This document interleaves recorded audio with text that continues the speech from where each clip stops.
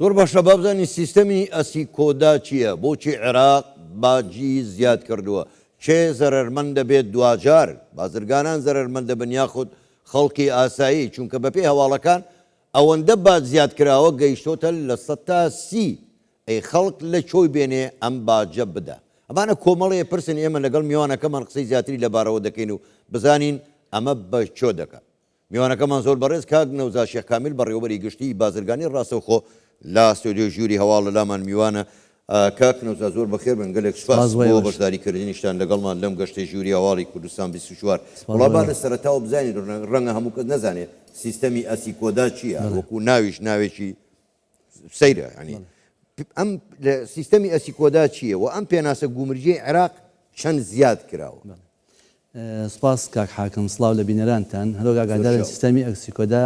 سیستەمێکی ئەلکترۆنی گومرکیە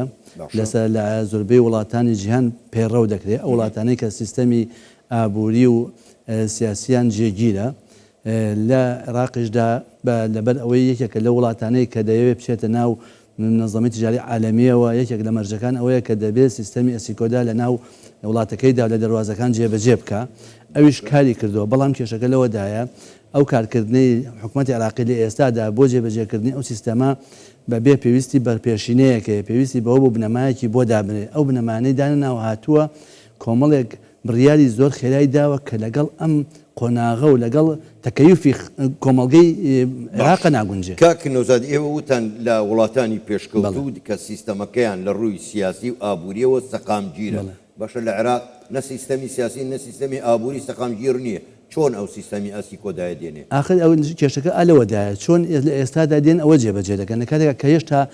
ئیشیان بۆ ئەوە نەکردەوە چۆن بنەماکانی ڕێخستنی ئابووری ژێرخانی ئابووری بەهێزکە لە عێراقدا. ئەو کە مکوڕانەی کە لە ئابووریدا هەیە ڕێکی خەنەوەی ئەو جابێن ئەو سیستەمە جێبەجێ بکەن. لە هەر وڵاتێکدا ئەو سیستەمە جێبەجێ بکرێت دەبێت داهاتی تا کەس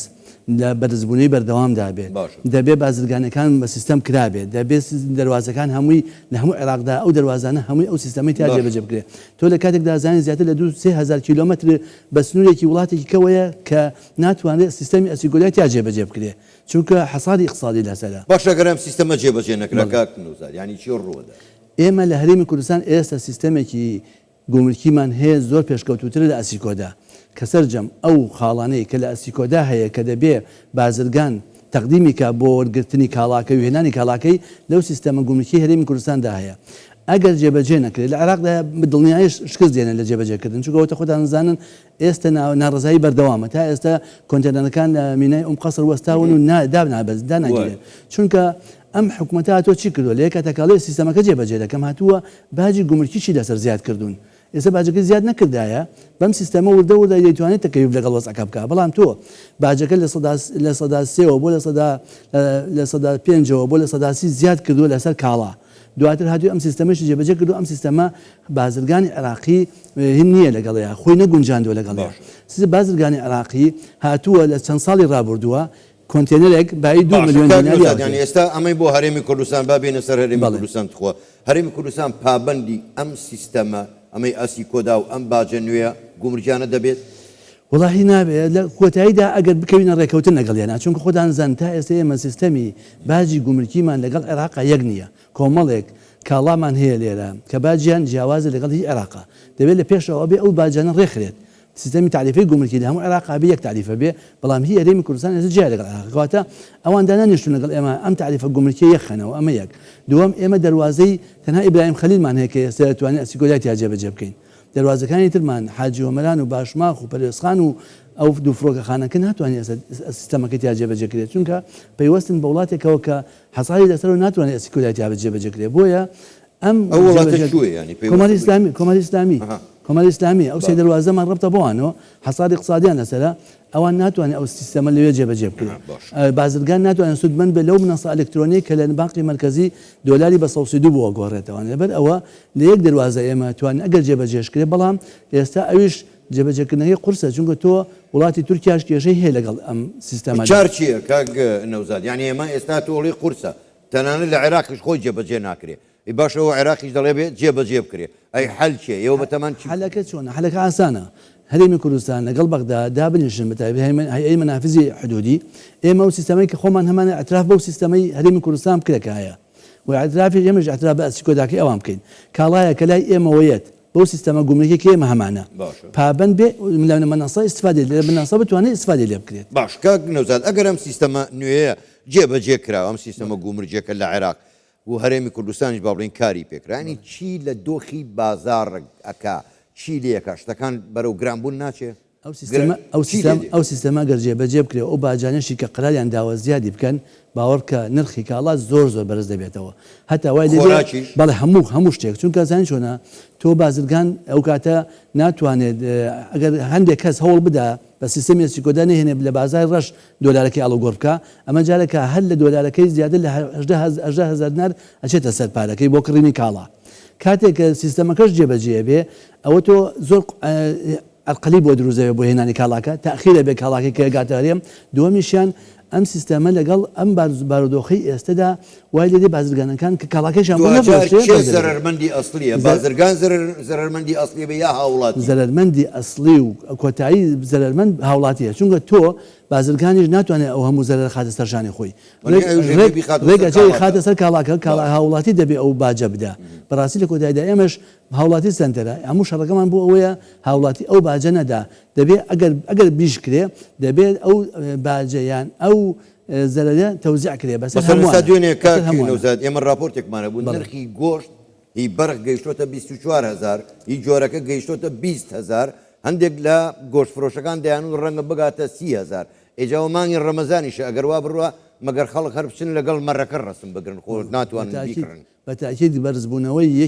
یەکێ لەو شتە گرنگانەی کە ئێستا ڕەمەزانیشە زۆر پێویستمانە گۆشتە بۆ هۆگارەکەشەوە یەکەم بەرزی نرخی دۆلارێک کە لێبەر ئێستا لە منەسە ناگۆڕێتەوە بازرگانەکان ناتوانن لەگەر لە بیرام خەلیلۆ بهێنن بە سەوسیدۆکە بیگۆڕن دووهەم لە ناو خۆشمانە بەرهەمی ناوخۆمان کەمە هی ئاژەڵ سێهەمیشیان کەمتر بازرگانەکان ئێستا هاتهێنن چونکە باجێکی زۆری خراوەتە سەر ناتوانێن بۆچی عێراق لەم کاتە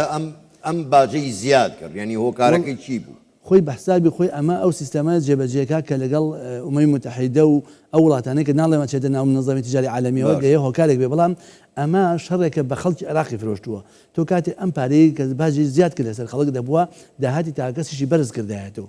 ئەم هیچی نەکرد بۆ داهاتی تاکەس ئێستا داهاتی تاکەس ئەتوانم بڵێم لە یەکێک لە وڵاتە هەژارەکان کە داهاتەکەی زۆر نزمە لە داهاتی ساڵانەی بۆیە دەبووە داهاتی چاکردایە ژێرخانی ئابووری چاکردایە ژیانی ڕافاهەتی بۆ خەڵک بگە لە کۆماری ئیسلامی ئێران وڵاتانی دەوروپە بوو مەسەرەن وەکو ئوردونە سووریایە تورکایە ئەم سیستەمە جێبەجێکن ئەمانە ئەو سیستەمە لە سنووری حکوومەتی عێراقیدایە ئەوان لە دەواازەکانی ئەوانش داخڵەکەن زیاتر بۆیە ئەوان پابندن بەوەی کە دەبێت جێبەجێ ئەو وڵاتانە پێوە بەڵێ ئەوانە پێوەی پابندن نەبێت جێبەجێکن لەگەڵیانە بەڵام کاکی نەوزاریەوە تو خۆشتان ئاماژەتان پێدایانی ئێستا ڕێژەی هەژاری لە هەندێک لە پارێزگاکانی عێراق مەسەڵەن بۆ نمونە عەمارە ناسریە کووت ڕێژەی هەژاری بەپێ ئەو راپۆرتانی کە دەیبینین ئێمە